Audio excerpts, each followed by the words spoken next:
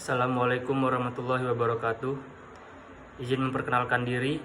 Nama saya Ahmad Fadlul Akbar, NPM 2151040392 dari Prodi Manajemen Bisnis Syariah kelas I. Di sini saya akan menjawab beberapa pertanyaan dari soal-soal UTS yang diberikan. Yang pertama yaitu sebutkan 5 prinsip-prinsip dari suatu koperasi.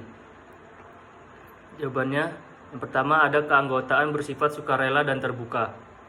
Yang kedua, pengelolaan dilakukan secara demokrasi. Yang ketiga, pemberian balas jasa yang terbatas terhadap modal. Yang keempat, kemandirian dan pendidikan koperasi. Pertanyaan kedua, sebutkan dan jelaskan 3 organ-organ dari suatu yayasan. Yang pertama ada pembina, yaitu organ yayasan yang mempunyai kewenangan yang tidak diserahkan kepada pengurus atau pengawas oleh undang-undang atau anggaran dasar. Yang kedua pengurus, yaitu pengurus pada prinsipnya bertanggung jawab untuk kepentingan dan tujuan yayasan.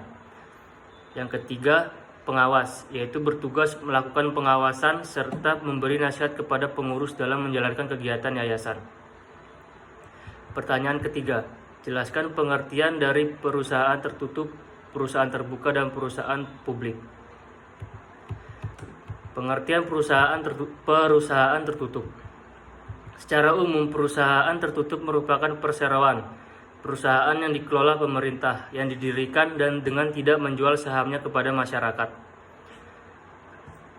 Yang kedua, perusahaan terbuka. Perusahaan terbuka adalah perseroan yang modal dan jumlah pemegang sahamnya memenuhi kriteria tertentu, atau perseroan yang melakukan penawaran umum sesuai dengan peraturan perundang-undangan di bidang pasar modal. Yang ketiga, perusahaan emiten. Perusahaan emiten adalah pihak yang melakukan penawaran umum yang dilakukan emiten untuk menjual efek kepada masyarakat berdasarkan tata cara yang diatur dalam peraturan undang-undang yang berlaku. Pertanyaan yang keempat, sebutkan 3 tahapan dan rangkaian proses go publik dari suatu perusahaan. 1. Tahap persiapan. Tahapan ini merupakan tahapan awal dalam rangka mempersiapkan segala sesuatu yang berkaitan dengan proses penawaran umum.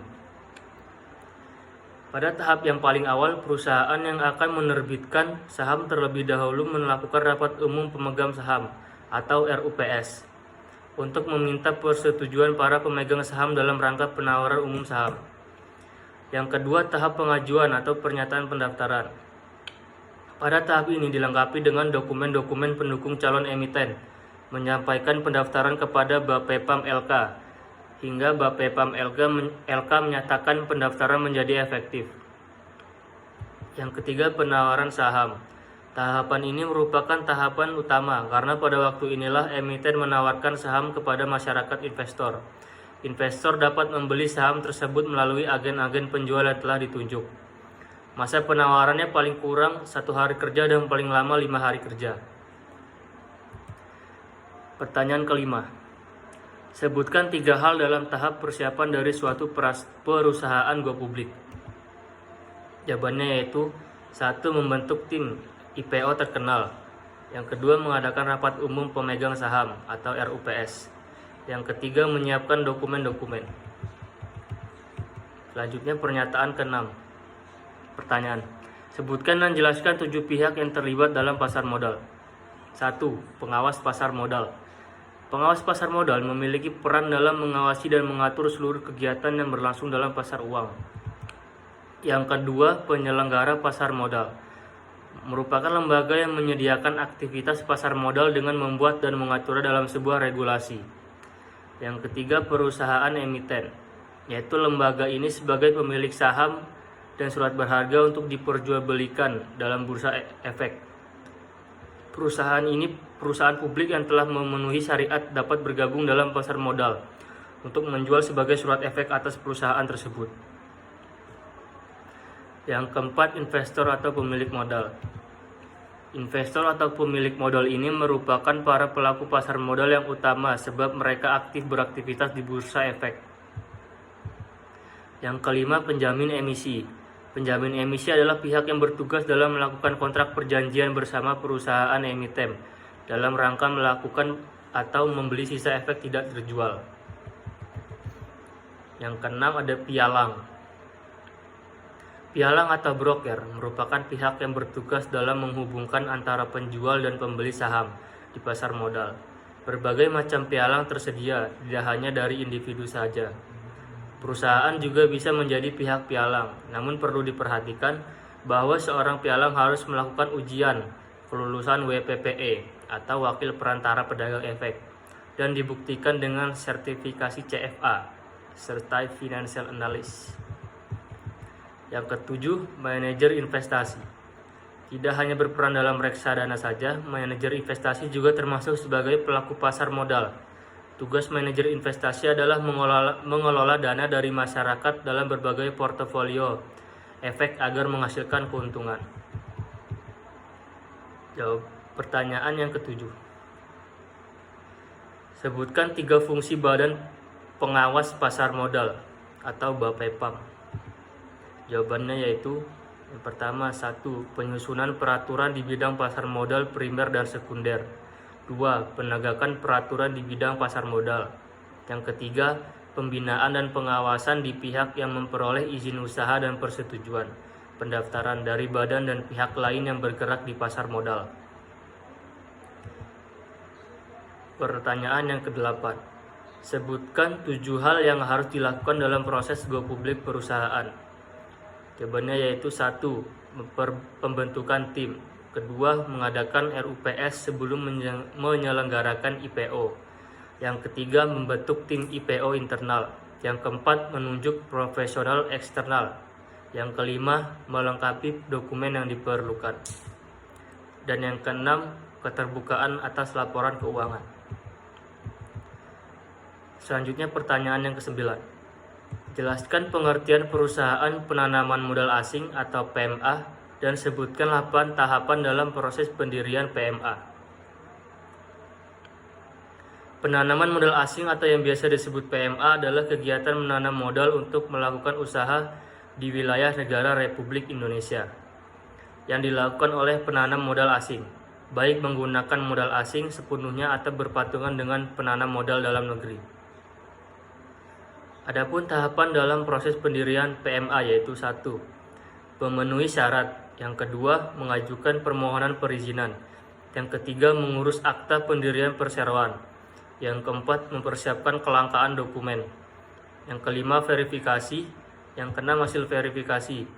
Yang ketujuh, mengurus NPWP perusahaan PMA di kantor wilayah pajak setempat. Dan yang kedelapan, laporan kegiatan penanaman modal atau LKPM. Nomor pertanyaan yang ke-10. Jelaskan pengertian negative list dan sebutkan 2 bidang yang masuk dalam indikasi negative list. Istilah negative list yang lazim digunakan dalam ketentuan PPN untuk menunjukkan daftar barang atau jasa yang tidak dikenakan PPN. Adapun 2 bidang yang masuk dalam indikasi negative list yaitu 1. Bidang usaha terbuka tanpa persyaratan yaitu usaha perkebunan, lada dan jambu. Yang kedua, bidang usaha terbuka dengan persyaratan yaitu perkebunan tembakau. Yang ketiga, bidang usaha tertutup atau terlarang yaitu seperti budidaya tanaman ganja.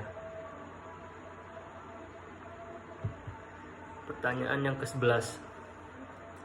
Jelaskan pengertian penanaman modal asing. Penanaman modal asing yaitu biasa disebut PMA adalah kegiatan menanam modal untuk melakukan usaha di wilayah negara Republik Indonesia yang dilakukan oleh penanam modal asing, baik menggunakan modal asing sepenuhnya atau berpatungan dengan modal dalam negeri. Pertanyaan ke-12. Jelaskan pengertian dari kawasan berikat iklim investasi. Kawasan berikat adalah tempat bangunan atau kawasan dengan batas yang telah ditentukan dalam suatu wilayah. Dan iklim investasi dapat dimaknai sebagai sebuah kebijakan, kelembagaan dan lingkungan baik yang sedang berlangsung maupun yang diharapkan terjadi di masa datang, yang bisa mempengaruhi tingkat pengembalian dan risiko suatu investasi. Pertanyaan yang ke-13. Jelaskan pengertian dari kepailitan perusahaan, likuidasi perusahaan. Kepailitan perusahaan adalah kondisi di mana suatu organisasi atau perusahaan tidak dapat melunasi kewajibannya kepada si piutang. Likuidasi merujuk kepada pembubaran perusahaan sebagai badan hukum yang meliputi pembayaran kewajiban kepada para kreditor dan pembagian harta yang tersisa kepada para pemegang saham. Pertanyaan yang ke-14 yaitu sebutkan 13 secara garis besar dari keseluruhan proses kepailitan. 1. Sebelum permohonan pailit didaftarkan, pihak debitur mengajukan PKPU. Yang kedua, pengajuan ke pengadilan.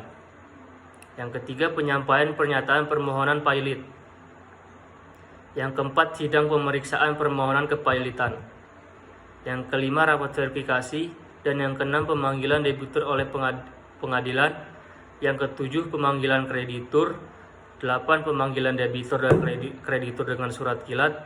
Yang 9. Pemutusan pengadilan terkait kepailitan. Yang ke-10. Pembacaan putusan. 11. Jika ada proses perdamaian. Yang ke-12 adanya homologasi akor dan insolvensi. Dan yang terakhir adalah likuidasi. Selanjutnya, pertanyaan yang ke-15 atau 35.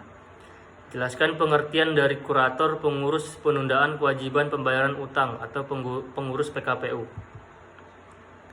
Kata kurator ini merujuk pada profesi spesialis yang mengurus, merawat dan menjaga, mencatat dan menafsirkan warisan, koleksi karya seni, karya ilmuwan dan teknologi dan benda-benda bersejarah. Penundaan kewajiban pembayaran utang atau PKPU merupakan suatu jalan yang dapat dilakukan agar debitur terhindar dari proses kepailitan. Pertanyaan selanjutnya yaitu sebutkan 8 kewenangan penting kurator dalam membereskan harta pailit. Yang pertama, melakukan pengurusan dan pemberesan harta pailit. Yang kedua, kurator berwenang melanjutkan usaha debitur yang dinyatakan pailit atau persetujuan hakim pengawas atau panitia kreditur. Yang ketiga, kurator berwenang untuk membuat uraian atau pencatatan mengenai harta pailit. Yang keempat, berwenang mengalihkan harta pailit sebelum verifikasi. Yang kelima, melalui persetujuan hakim pengawas, kurator memiliki wewenang untuk membebani harta pailit dengan hak tanggungan, gadai, dan hak agunan lainnya.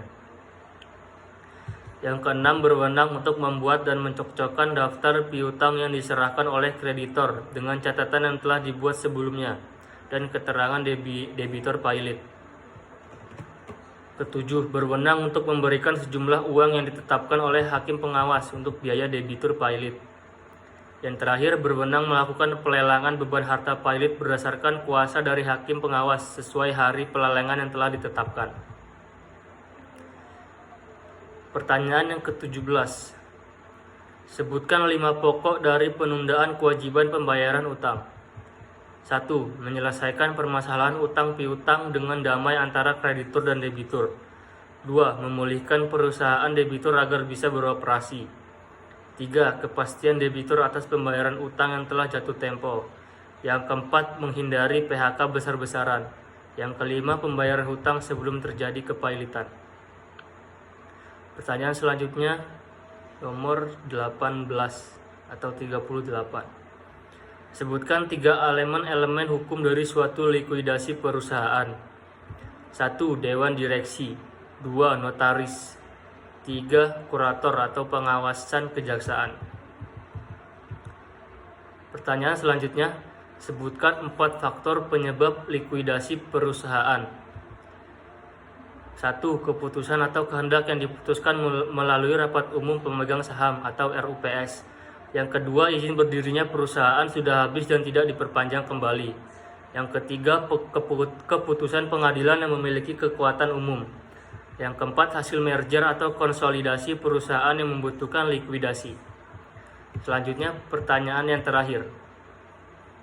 Sebutkan 6 akibat hukum dari adanya likuidasi perusahaan. Jawabannya yaitu 1. Perusahaan tidak bisa berbisnis lagi. 2. Perusahaan dapat melaksanakan kegiatan tertentu sejauh yang menyangkut dengan pemberesan kekayaan. 3. Di belakang nama perusahaan dibubuhkan kata dalam likuidasi. Yang keempat, pengangkatan likuidator. Yang kelima, kewajiban pemberesan hak dan kewajiban perusahaan. Dan yang terakhir, pembubaran perusahaan. Baik, begitu saja pertanyaan dan jawaban dari saya. Kurang lebihnya saya mohon maaf. Wassalamualaikum warahmatullahi wabarakatuh.